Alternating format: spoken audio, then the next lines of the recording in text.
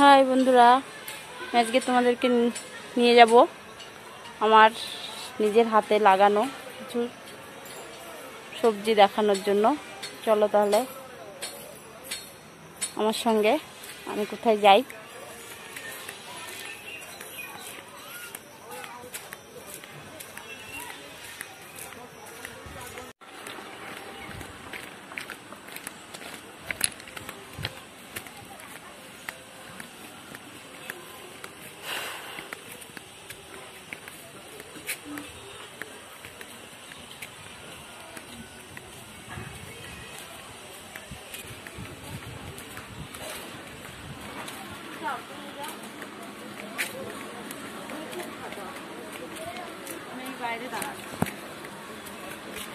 বন্ধুরা দেখি বেগুন হয়েছে কিনা।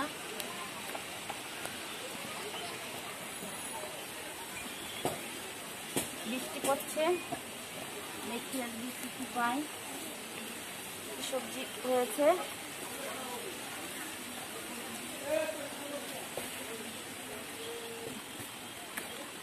দেখাতে হবে না।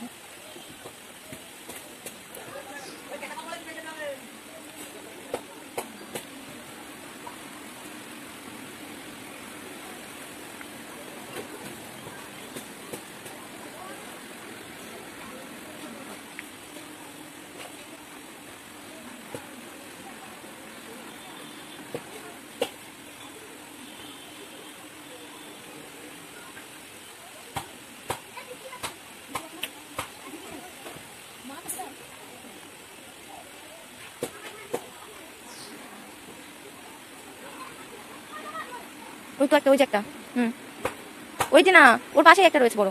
হ্যাঁ,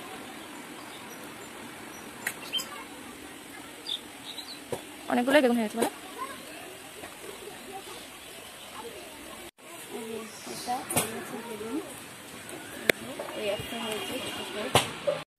বন্ধুরা আমি বাড়িতে চলে এসেছি। এই যে দেখো ওই গাছের বেগুন। আর বেশিক্ষণ থাকতে পারলাম না, বৃষ্টি হচ্ছে খুব, তার জন্য এই কটা তুলে নিয়ে চলে এসেছি। আর এই যে এটা কি কেউ তোমরা চেনো তাহলে কমেন্টে আমাকে জানিও এটা কি। আমি পরে এটার নাম বলে দেবো, তোমরা যদি কেউ বলতে না পারো। আজকে তাহলে এই বেগুন দিয়ে রেসিপি করবো, দেখি কি রান্না করি। তাহলে আমি সব গুছিয়ে নিয়ে তোমাদেরকে দেখাচ্ছি আজকে কি রান্না করব।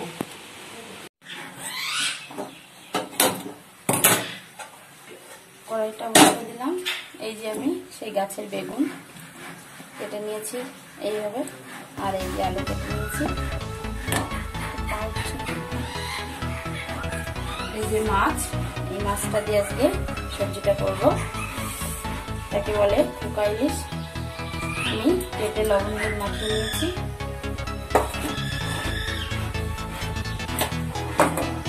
তেলটা আমি দিয়ে দিচ্ছি, অল্প তেলই দেবো, মাছটাই তেল ওঠে। ইলিশ মাছের মতন গন্ধ, কিন্তু এতটা ইলিশ মাছ তো ইলিশ মাছ হয় না।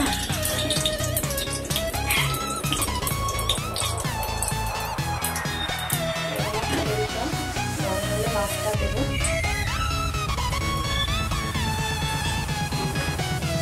গরম হয়ে গেছে, মাছটা দিয়ে দিচ্ছি।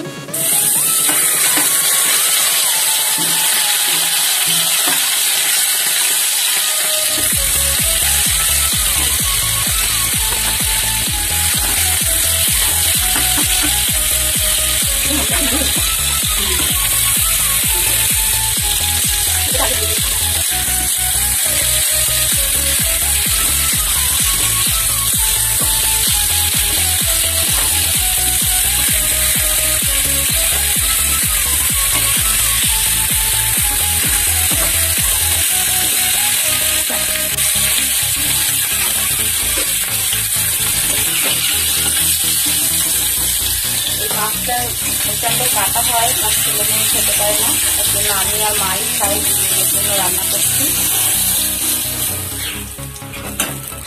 এবার একটু সামান্য তেল দিয়ে দিলাম।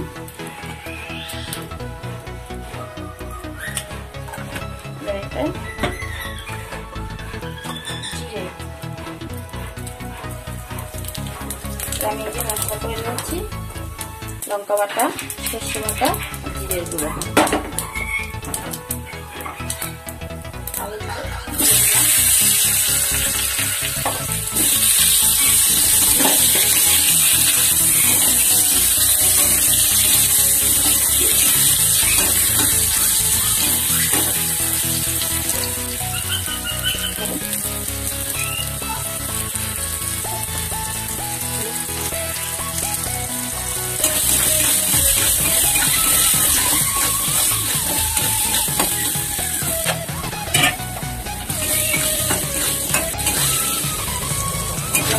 ভাজা হয়ে গেছে, এবার আমি মশলাটা দিয়ে দেবো।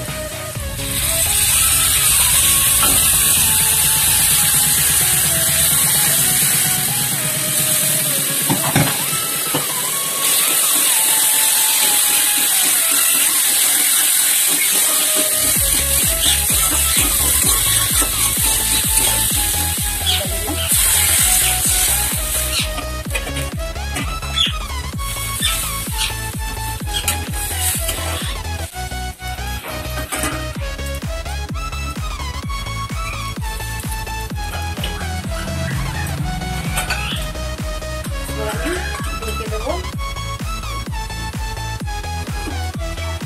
কিছুক্ষণ পরে ঢাকনা খুলে দেখবো আলুটা গলেছে কিনা। ঢাকনা খুলে দেখি আলুটা গলেছে কিনা। আলুটা প্রায় গলে গেছে, এবার আমি বেগুনটা দিয়ে দিচ্ছি।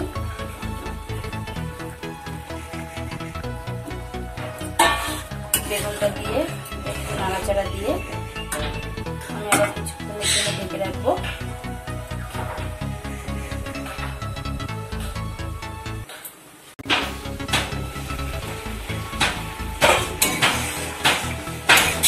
বন্ধুরা, আলুটাও গলে গেছে, আমার বেগুনটাও গলে গেছে পুরো।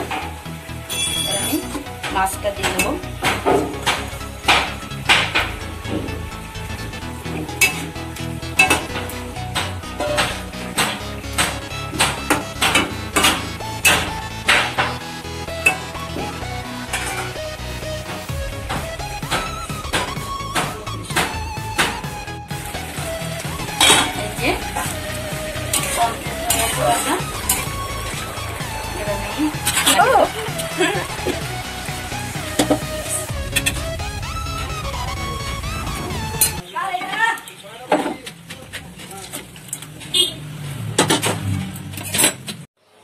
তাহলে আমি এবার খেয়ে দেখি কেমন হয়েছে।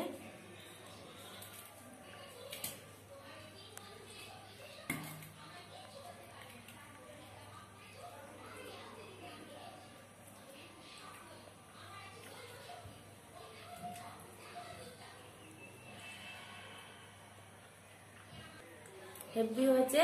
তাহলে বন্ধুরা, তোমরাও বাড়িতে এইভাবে ট্রাই করো, সবজিটা খেয়ে দেখো, তারপরে কমেন্টে জানিও। তাহলে এখনের মতন বাই বাই, রাখছি তাহলে।